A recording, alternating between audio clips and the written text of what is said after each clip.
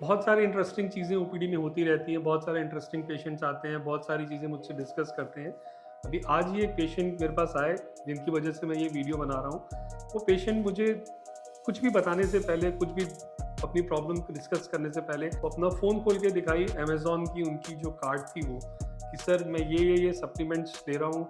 His Amazon cart was full of supplement list. साहब मैं ये सब ले रहा हूँ, फिर भी मेरा हेयर फॉल नहीं रुक रहा है, फिर भी मेरा हेयर लॉस कंट्रोल नहीं हो रहा है। कि patient biotin tablets, collagen gummies, herbal gummies, multiple supplements की टैबलेट्स और बहुत सारी चीज़ें लेते रहते हैं।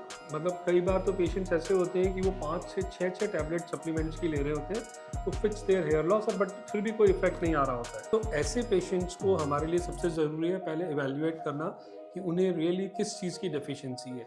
ये सप्लीमेंट्स हेल्प करते हैं, लेकिन किस कंडीशन में? अगर विटामिन डेफिशिएंसी हो तो यस विटामिन सप्लीमेंट्स हेल्प करते हैं, आयरन डेफिशिएंसी हो तो आयरन सप्लीमेंट्स हेल्प करते हैं, और अगर लो प्रोटीन लेवल्स हो तो प्रोटीन सप्लीमेंट्स डेफिनेटली हेल्प करते हैं हेयर की ग्रोथ को बेटर करने में, हेयर की क्वालिटी को बेटर करने में।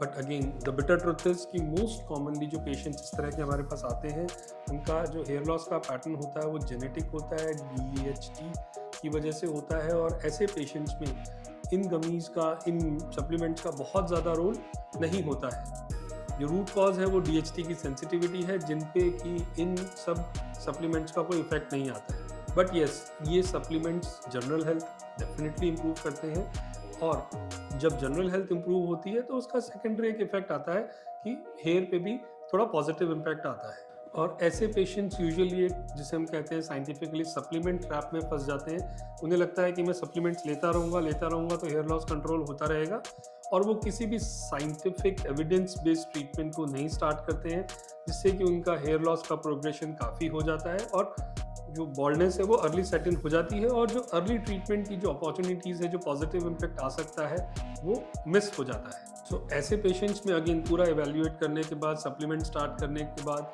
डॉक्टर का फोकस है वो ये रहता है कि हेयर लॉस को स्टेबलाइज किया जा सके। उसके अलावा जो एग्जिस्टिंग हेयर है उन्हें कैसे प्रोटेक्ट किया जाए, और अगर कुछ रीग्रोथ पॉसिबल है, कुछ डॉर्मेंट हेयर फॉलिकल्स हैं, तो कैसे उन्हें, उनका ग्रोथ बेटर किया जाए, कैसे स्कैल्प की डेंसिटी इंप्रूव की जाए। सो अगर आपकी भी अमेज़न कार्ट फुल है हेयर लॉस सप्लीमेंट ट्रीटमेंट से, तो आपके लिए जानना ज़रूरी है कि क्या कॉज है आपके हेयर लॉस का। सबसे पहले जब आप डायग्नोसिस करेंगे कि हेयर लॉस आपका क्यों हो रहा है, तो डेफिनेटली आप उसके अकॉर्डिंग ही ट्रीटमेंट लेंगे तो बेटर रिजल्ट आ सकता है। बिकॉज ऐसे सिनेरियो में एक करेक्ट राइट डायग्नोसिस होना बहुत ज़रूरी है, ना कि number of supplements you are taking is important. Because ultimately अगर आप डिले करते जाएंगे अपना ट्रीटमेंट, तो हेयर थिनिंग प्रोग्रेस होती जाएगी और आप एक proper early evidence based treatment की अपॉर्चुनिटी को मिस कर देंगे। इस तरह की और जानकारी के लिए आप हमारा चैनल सब्सक्राइब करें और हमें फॉलो करते रहें।